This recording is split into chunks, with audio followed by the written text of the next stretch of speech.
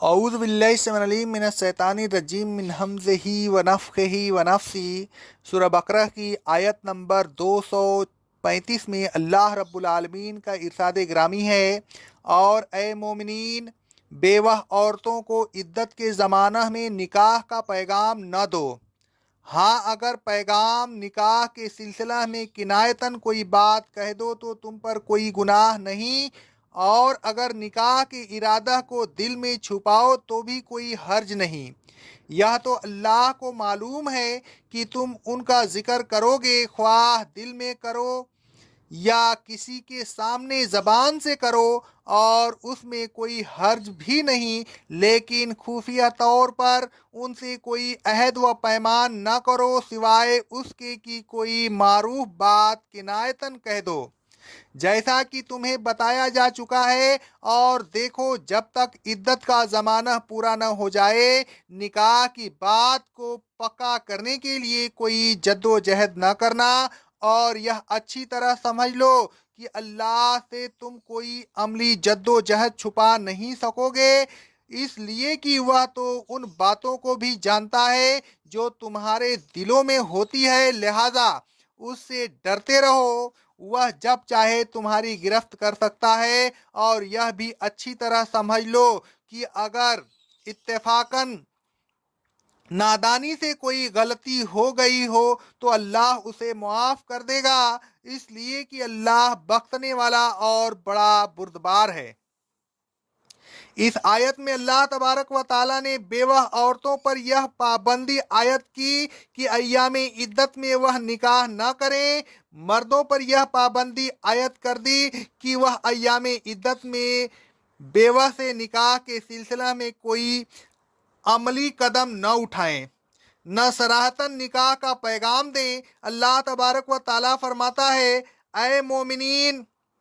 اگر تم کنایتاً نکاح کا پیغام دو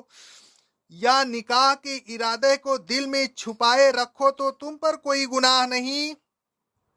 اللہ تبارک و تعالیٰ کو یہ بات معلوم ہے کہ تمہاری زبان پر ان کا ذکر آئے گا، دلوں میں ان کا خیال گزرے گا، تو یہ دونوں باتیں تمہارے لیے جائز ہیں، لیکن ایسا نہ کرنا کہ ایام عدت میں خفیہ طور پر ان سے نکاح کا عہد و پیمان کر لو،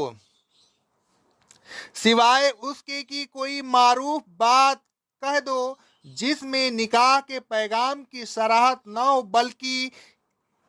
کنایہ و تعریض ہو، جس کی اجازت تم کو پہلے دی جا چکی ہے۔ مثلاً یہ کہہ دو کہ میرا بھی نکاح کا ارادہ ہے، اور اے ایمان والوں، جب تک عدت کی مدت پوری نہ ہو جائے، نکاح کی مضبوطی کے لیے کوئی جد و جہد نہ کرو، کوئی عملی قدم نہ اٹھاؤ، اور اگر تم نے خفیہ طور سے بھی اس سلسلہ میں کوئی قدم اٹھایا تو اچھی طرح سمجھ لو کہ اللہ تبارک و تعالیٰ کو تو معلوم ہو جائے گا،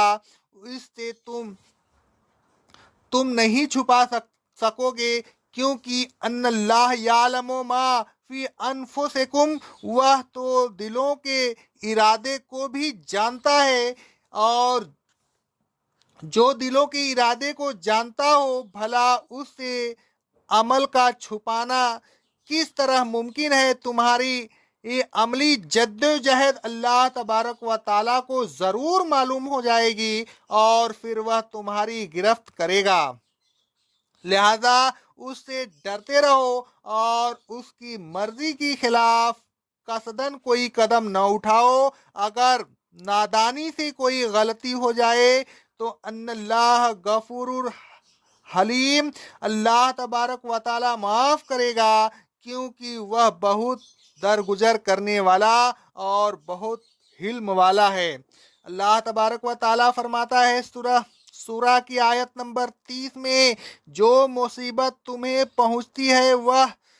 تمہاری ہی بدعمالیوں کا نتیجہ ہوتی ہے، اور تمہاری بہت سی بدعمالیوں کو تو اللہ تبارک و تعالیٰ ویسے ہی معاف کر دیتا ہے، یہ اس کا حلم ہے کہ کوئی سزا نہیں دیتا۔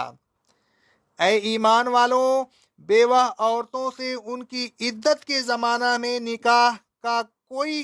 خفیہ معاہدہ نہ کیجیے، بلکہ صریح الفاظ میں نکاح کا پیغام بھی نہ دیجیے۔ ہاں، اگر آپ کنایتاً کوئی بات کہہ دیں تو اس میں کوئی مذائقہ نہیں، اور اے لوگوں، اللہ تبارک و تعالیٰ سے ڈرتے رہیے، کہیں ایسا نہ ہو کہ اس کے احکام کی خلاف ورزی کی وجہ سے